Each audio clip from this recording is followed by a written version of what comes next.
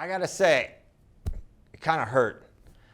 It kind of made me a little nervous, actually, more than anything. I was listening to Islam Makhachev and Daniel Cormier, and they were talking about freestyle wrestling. I love how much Daniel brings up freestyle wrestling, and he likes to get Islam going, and I like that because Islam obviously is very familiar with freestyle wrestling.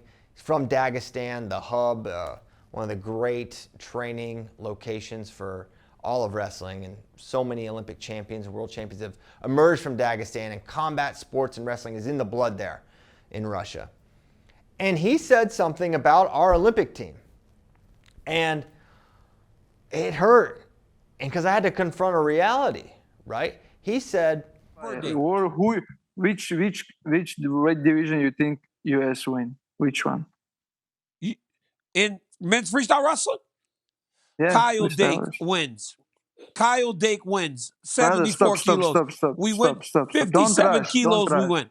Don't rush. Please don't rush. 74 kilos. We have two guys who beat him already. Sidakov, Doesn't matter. Kadimagomedov. Who is next? Ready. Taylor. I don't know. I believe just Taylor, but he's not going to be there. Taylor's not on the Olympic team. Taylor did not make the Olympic team. You lose the medal. Sorry. United States is not going to get a single gold medal at the Olympic Games. And on the one hand, you get defensive. You're like, oh no, we will because this, and this. And he kind of walked Daniel Cormier down the path. He said, well, okay, who's going to win Olympic championship? And DC says what I think a lot of people's first guess would be Kyle Dake. The great Kyle Dake, world champion Kyle Dake. And of course, we know if you follow international wrestling, you know that Russia has a trump card there. A guy named Zaurbek Sidakov, who has beaten Jordan Burroughs not once but twice and just beat Kyle Dake in the last World Championships. Oh, by the way, in the 2021 Olympic Games, Sidakov folded up Kadimagomedov, who we saw tech Kyle Dake. Kadimagomedov also from Dagestan. And so Islam said, we have two guys from Russia that have already beaten Dake. It's true.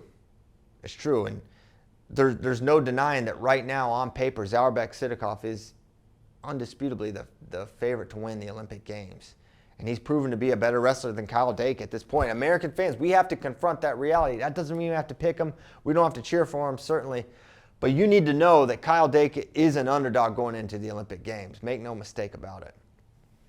And so you look around to the other weight classes, right? There's no Gable Steveson this year. We've got Mason Paris. Mason can medal. He has medaled.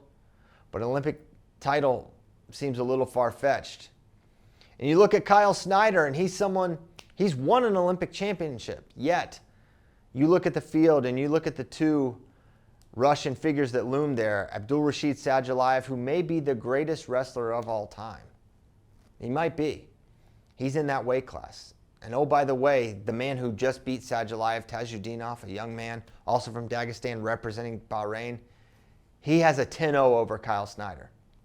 That's not to mention the other tough wrestlers in this field. And without a doubt, you have to say Kyle Snyder is not the odds-on favorite to win the Olympic title at 97. Even as an American wrestling fan, you've got to confront that reality, right?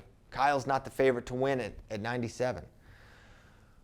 And you go down to 86 kilograms, where I feel like we've got a great shot here.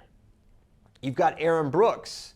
He just beat David Taylor, the pound-for-pound number one, and David Taylor, we know, has dominated Hassan Yazdani of Iran. And while that is true, Aaron is still a bit of an unknown, and just because you beat the man doesn't mean you are now the man and you will beat all the guys that guy had beaten. We had seen that is not necessarily the case. We saw it last year at the World Championship. Zane Richards, he beat Thomas Gilman, who was the reigning world silver medalist, but that wasn't enough, and he fell short at the World Championships. Yanni Diakomahalis was the reigning world silver as well. He lost to Nick Lee. Nick Lee wasn't able to bring home a medal either, much less a gold one. So I bring that up in saying, Aaron Brooks, yes, you did beat David Taylor, but that does not mean you're a lock to beat Yazdani. That just means you beat David Taylor. And there's a lot of other really talented wrestlers in this field. And so, given the unknown that is Aaron Brooks, I don't know if he's the favorite to win the Olympic Games at 86 kilograms, on down to 65. You've got a reigning world champion, Zane Rutherford. You got to be feeling great about him, and I do feel great about Zane at the Olympic Games, and I do believe he can win an Olympic title. But we just watched him lose to Mongolia's Timur Ochir, and no one is saying Ochir is about to win an Olympic championship. He's not the favorite either. There's a lot of really good wrestlers. You've got Russia. You've got Musakayev. Now, I think Zane can do it, but it's unlikely that he would be the betting favorite to win this weight class, right? Now we go down to 57 kilograms. This is the wrestler that I believe most American fans believe will be our Olympic champion. It's the great Spencer Lee. And he is great, and he's shown over this last year how great he can be. And he has not lost a senior level freestyle match. That's true. Never happened. Look it up. Never lost. But the resume is short at this point in time in senior level freestyle, especially when you compare it to his competition. And while he did win at the Last Chance Olympic qualifying, and he did beat some credentialed guys, he did have a very close match with China's Zhao. And Zhao is not someone who's ever won a world medal. And you have the reigning world champion, Stevan Micic, who beat the reigning Olympic champion, Zaur Ogoyev, who is also going to be there. And you've got Abakarov, who is a world champion and beat Thomas Gilman. And you've got Higuchi from Japan, who is a world champion and an Olympic silver medalist. And Spencer Lee, there's another level of competition that Spencer Lee has not faced. And so we just don't know. Now, it may sound like I'm painting a bleak picture for Team USA next year, and I'm really not.